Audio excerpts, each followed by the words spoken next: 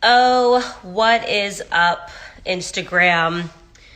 I'm going live on Instagram. This is the second time I've ever gone live on Instagram, but I just felt like I really wanted to clear the air on this Cardi B nonsense.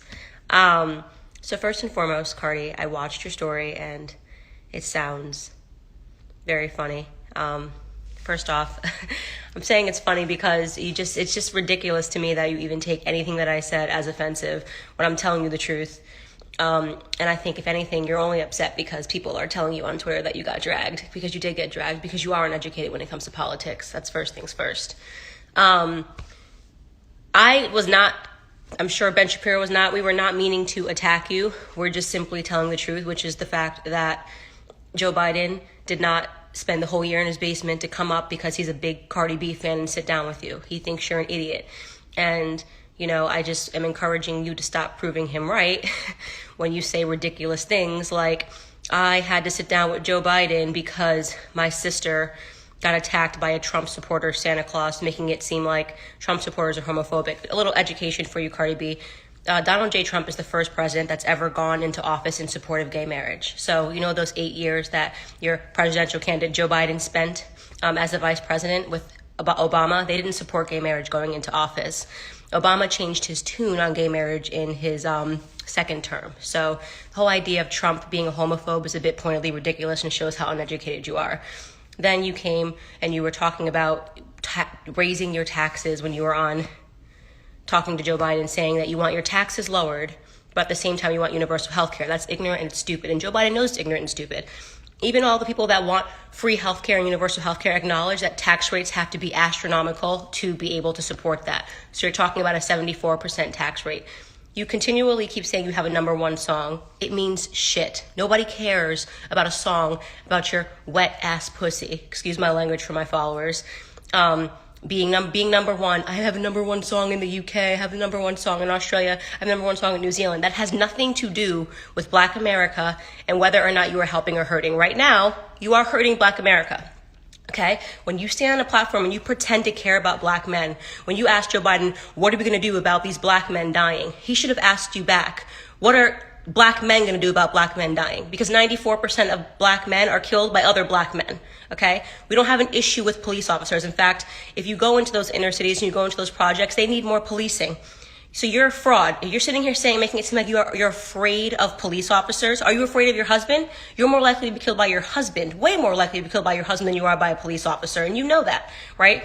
You know that Black men kill more white men. You know that police officers are killed by Black men 18 and a half times more, right? So don't use your platform and 75 million people to make it seem like police officers are the issue. You're uneducated. I mean, that is just what it is. You are uneducated. And I don't have a problem, by the way, with musicians and rappers and hip hop artists dabbling in politics if they're sincere. What I mean by that is, are you talking to people on both sides? Are you trying to actually get an informed understanding, or are you just being a mouthpiece for one party? Charlemagne the God has multiple people on his platform. He's talked to Republicans. He's friends with Senator Tim Scott, talks to him. He's a Trump supporter. He's had presidential candidates on his show, on The Breakfast Club. But he asks serious questions. He doesn't sit down with Joe Biden and say, oh, grr. In fact, Joe Biden wasn't comfortable when Charlemagne the God was sitting down and speaking to him because Charlemagne the God was asking so many difficult questions. He wasn't just giving him a Santa Claus list like you are. I want this, I want that, I want this, I want that, and none of it makes sense. If you're serious about politics, if you're serious about trying to use your platform for good, then you need to educate yourself. That's literally all anybody is saying to you, is that you need to actually educate yourself and do the work. By the way, I'm not in your zone, you're in mine. Okay, so I get tired of your commenters and your fans saying, oh, she's clout chasing. I'd be clout chasing if I was challenging you to a rap battle. I'm not doing that. You're in my area. You're in politics. You're embarrassed because you realize you know nothing about anything when you're on Twitter. You actually told a lie just now to all of your followers. You said, oh, you said Trump told people to drink bleach. He never did that. Then you said Trump laughs when Black men get shot by police officers. How do you just put out a lie like that?